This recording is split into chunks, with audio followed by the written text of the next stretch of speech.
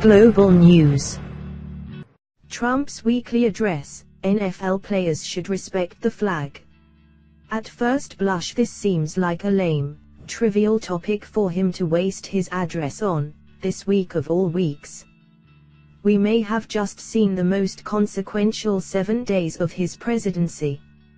He ended the Obamacare contraception mandate, cancelled the unconstitutional cost-sharing subsidies, then topped it off by announcing he was decertifying the Iran deal yesterday.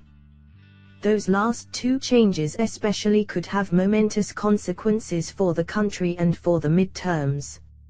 And they're complex subjects, befitting lengthier explanations. He did address the Iran decision in a speech on Friday, but you never know how many voters might have missed that on a workday. Subordinating significant policy changes to NFL culture war material plays into his critics' hands by making him seem less interested in the business of governing than in playing with shiny media-friendly objects. But then I remembered, no one watches these things. Ask yourself, when was the last time a weekly address from either Trump or Obama made a dent in the political consciousness?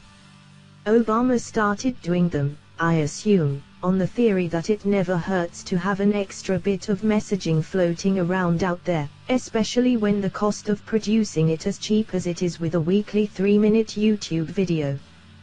Trump carried on the tradition for the same reason, and also because traditions have their own inertia. But even with a few 100,000 views, they're totally negligible. Most of those viewers will be loyalists who already agree with the president on nearly everything. If you're going to bother writing and recording these clips, you might as well strive for maximum virality. And what's more likely to do that, Trump droning through the ins and outs of nuclear decertification, or Trump goading NFL stars to get off their asses for Old Glory? Every day millions of American citizens raise it, salute it, and honor it on the home front. American workers hang Old Glory above factory floors where they proudly stamp their products made in the USA, and more products are being so stamped because our economy is starting to boom. We are doing really well. Companies are moving back into the United States and far fewer will be moving out. Believe me. And it's already happened. American school children put their hands on their hearts as they recite the Pledge of Allegiance. Before watching a football game, you want to see those players be proud of their country. Respect our country. Respect our flag. And respect our national anthem, and we think they will. We certainly hope they will. Ever the marketer, Potter's probably recognized the weekly address as an opportunity to burnish his brand. His core brand is that of a culture warrior against political correctness, so that's what he went with here, given a choice between the NFL, Iran, and Obamacare, and Puerto Rico recovery and the California wildfires. And Trump famously has always understood something about politics that his slicker Republican rivals didn't, to their detriment in the primaries last year.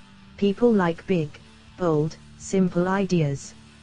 No one wants to listen to Jeb Bush rattle through his 15-part tax reform plan.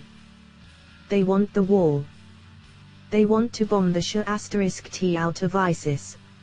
And they want NFL millionaires to show a little respect during the anthem. Consultant Patrick Hayes knows. In the 430-word memo, Goodell mentioned fans 4 times for a reason. The team owners, his bosses, are terrified of losing them. And rightly so. Last year's slight slump in NFL television ratings is turning into a nosedive this year. Some teams are having a hard time getting enough warm bodies in the bleachers on game day. And among those that show up, a few, like Vice President Mike Pence, are walking out in disgust. Trump's rout of the NFL on this issue is in many ways the mirror image of his 2016 primary performance, when he caught so many opponents flat-footed. Republicans were badly out of touch with their base, Trump knew it and exploited the gap. And now he's proven the same was true of the leadership of America's dominant sport, to their great chagrin. You can think he's a bad president and still acknowledge that his political instincts are better than any congressional Republican leaders. That may be his biggest failing on repeal and replace. In fact, if he had laid down the law early and demanded a more populist bill from Ryan and McConnell, at the very least the GOP's Obamacare efforts would have been more popular. No wonder he decided to take matters into his own hands this week.